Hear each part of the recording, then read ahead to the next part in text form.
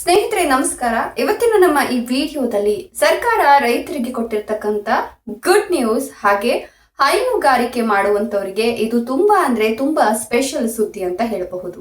ಹಾಗಾದ್ರೆ ಗವರ್ನಮೆಂಟ್ ಕಡೆಯಿಂದ ಸಿಕ್ಕಿರ್ತಕ್ಕಂತ ಆ ಸಿಹಿ ಸುದ್ದಿಯಾದ್ರೂ ಏನು, ಎಷ್ಟರವರೆಗೆ ಇವರು ನಿಮ್ಗೆ ಸೌಲಭ್ಯವನ್ನ ಒದಗಿಸ್ಕೊಡ್ತಾರೆ, ಏನೆಲ್ಲ ಸಾಲ ಸೌಲಭ್ಯಗಳು ಸಿಗುತ್ತೆ, ಸಬ್ಸಿಡಿ ಎಷ್ಟು ಸಿಗುತ್ತೆ, ಹೈನುಗಾರಿಕೆಯಲ್ಲಿ ಹೇಗೆ ಪ್ರಗತಿಯನ್ನ ಸಾಧಿಸಬಹುದು, ಇದರ ಬಗ್ಗೆ ಒಂದಷ್ಟು ಮಾಹಿತಿಯನ್ನ ಕೊಡ್ತಾ ಹೋಗ್ತೀನಿ. ಅದಕ್ಕಿಂತ ಮೊದಲು ನಮ್ಮ ಚಾನೆಲ್ ಅನ್ನ ಸಬ್ಸ್ಕ್ರೈಬ್ ಮಾಡ್ಕೊಳ್ಳಿ, ಹಾಗೆ ಪಕ್ಕದಲ್ಲಿ ಬರ್ತಕ್ಕಂಥ ಬೆಲ್ ಐಕಾನ್ ಮೇಲೆ ಮರೀದೆ ಕ್ಲಿಕ್ ಮಾಡ್ಕೊಳ್ಳಿ. ಸ್ನೇಹಿತರೆ, ಸಮಾಜ ಕಲ್ಯಾಣ ಇಲಾಖೆ ವತಿಯಿಂದ ಇದೀಗ ಪರಿಶಿಷ್ಟ ಜಾತಿ ಮತ್ತೆ ಪರಿಶಿಷ್ಟ ಪಂಗಡದ ರೈತರಿಗೆ ಇದು ಸಿಹಿ ಸುದ್ದಿ ಅಂತ ಹೇಳಬಹುದು. 1,20,000 ರೂಪಾಯಿ ಸಬ್ಸಿಡಿ ಹಣವನ್ನ ನಿಮ್ಗೆ ಇದೀಗ ಸಮಾಜ ಕಲ್ಯಾಣ ಇಲಾಖೆ ವತಿಯಿಂದ ನೀಡಲಾಗ್ತಿದೆ. ನೀವು ಈ ಒಂದು ಹಣದಲ್ಲಿ 2 ಹಸು ಅಥವಾ 2 ಎಮ್ಮೆಯನ್ನ ಕಟ್ಕೊಂಡು ಹೈನುಗಾರಿಕೆಯನ್ನ ಮಾಡಲಿಕ್ಕೆ ಸೌಲಭ್ಯವನ್ನ ಒದಗಿಸಿಕೊಡುವ ಸಲುವಾಗಿ ಈ ಒಂದು ಸಾಲ ಸೌಲಭ್ಯ ಅಥವಾ ಸಬ್ಸಿಡಿ ವ್ಯವಸ್ಥೆಯನ್ನ ಸಮಾಜ ಕಲ್ಯಾಣ ಇಲಾಖೆಯ ಅಡಿಯಲ್ಲಿ ಮಾಡಲಾಗ್ತಾ ಇದೆ. SC/ST ಜನಾಂಗದವರು ಈ ಒಂದು ಯೋಜನೆಯ ಲಾಭವನ್ನ ಪಡೆದುಕೊಳ್ಳಬಹುದು. 1,20,000 ಕೂಡ ನೀವು ಸಾಲ ಸೌಲಭ್ಯವನ್ನ ಪಡೆದುಕೊಳ್ಳಬಹುದು. ಅದರಲ್ಲಿ 50% ಮಾತ್ರ ನೀವು ಸಾಲವನ್ನ ಮರುಪಾವತಿ ಮಾಡಬೇಕಾಗುತ್ತೆ. ಇನ್ನುಳಿದಂತಹ 60,000 ಏನಿದೆ ಅದು ನಿಮ್ಗೆ ಸಬ್ಸಿಡಿ ರೂಪದಲ್ಲಿ ಸಿಗುತ್ತೆ. ಅದನ್ನ ನೀವು ರೀಪೇಮೆಂಟ್ ಮಾಡಂಗಿಲ್ಲ. ಅದನ್ನ ಸರ್ಕಾರ ನಿಮ್ಗೆ ಸಹಾಯಧನ ಅಥವಾ ಪ್ರೋತ್ಸಾಹದ ಧನದ ರೂಪದಲ್ಲಿ ನಿಮ್ಗೆ ಕೊಡ್ತಿರ್ತಕ್ಕಂಥದ್ದು.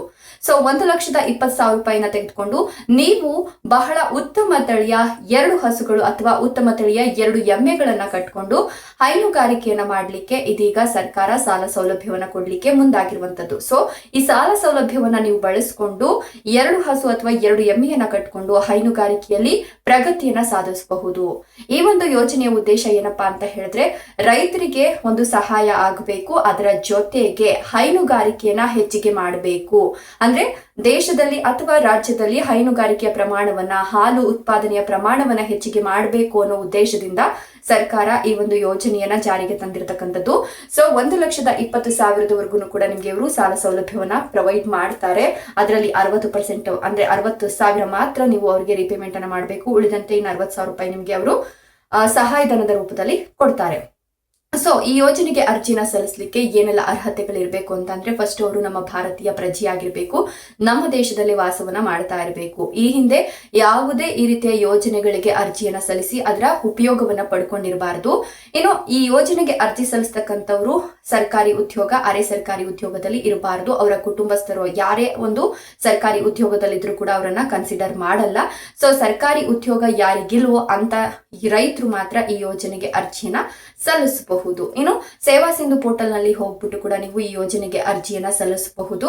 ಅಥವಾ ನಿಮ್ಮ ಹತ್ತಿರದ ಗ್ರಾಮವನ್ನು, ಕರ್ನಾಟಕವನ್ನು ಅಥವಾ ಬೆಂಗಳೂರುವನ್ನು ಇಲ್ಲಿ ಹೋಗ್ಬಿಟ್ಟು ಕೂಡ ನೀವು ಅರ್ಜಿಯನ್ನ ಸಲ್ಲಿಸಬಹುದು. ಇಲ್ಲ ಮನೆಯಲ್ಲೇ ಕುತ್ಕೊಂಡು ನಾನು ಆನ್ಲೈನ್ ಮೂಲಕ ಅರ್ಜಿಯನ್ನ ಸಲ್ಲಿಸ್ತೀನಿ ಅಂತ ಅಂದ್ರೂ ಕೂಡ ಸೇವಾ ಸಿಂಧು ಪೋರ್ಟಲ್ ಅನ್ನ ಓಪನ್ ಮಾಡಿಕೊಂಡು ನೀವು ಅಲ್ಲೂ ಕೂಡ ಈ ಒಂದು ಪಶು ಸಂಗೋಪನಾ ಒಂದು ಪ್ರಕ್ರಿಯೆಗೆ ನೀವು ಯೋಜನೆಯನ್ನ ಸಲ್ಲಿಸಬಹುದು, ಅರ್ಜಿಯನ್ನ ಸಲ್ಲಿಸಬಹುದು. ಸೊ ಈ ಯೋಜನೆಯ ಸಂಪೂರ್ಣ ಲಾಭವನ್ನ ಪಡ್ಕೊಳ್ಬೇಕು ಅಂತ ಹೇಳಿದ್ರೆ ನೀವು ಒಮ್ಮೆ ಸೇವಾ ಸಿಂಧು ಪೋರ್ಟಲ್ಗೆ ಹೋಗ್ಬಿಟ್ಟು ಈ ಒಂದು ಯೋಜನೆಯ ಬಗ್ಗೆ ಇನ್ನಷ್ಟು ಮಾಹಿತಿಯನ್ನ ಪಡ್ಕೊಂಡು ಈ ಯೋಜನೆಗೆ ಅರ್ಜಿಯನ್ನ ಸಲ್ಲಿಸಿ ಇದರ ಸದುಪಯೋಗವನ್ನ ಪಡ್ಕೊಳ್ಳಿ ಅಂತ ಹೇಳ್ತಾ ಇವತ್ತಿನ ವಿಡಿಯೋವನ್ನ ಮುಗಿಸ್ತಾ ಇದ್ದೀನಿ. ಇದರ ಬಗ್ಗೆ ನಿಮ್ಮ ಅನಿಸಿಕೆ ಅಭಿಪ್ರಾಯಗಳನ್ನ ಕಮೆಂಟ್ ಮಾಡಿ. ವಿಡಿಯೋ ಇಷ್ಟ ಆದ್ರೆ ಲೈಕ್ ಕೊಟ್ಟು ಶೇರ್ ಮಾಡಿ. ತಪ್ಪದೆ ನಮ್ಮ ಚಾನೆಲ್ ಅನ್ನ ಸಬ್ಸ್ಕ್ರೈಬ್ ಮಾಡ್ಕೊಳ್ಳಿ. Thank you.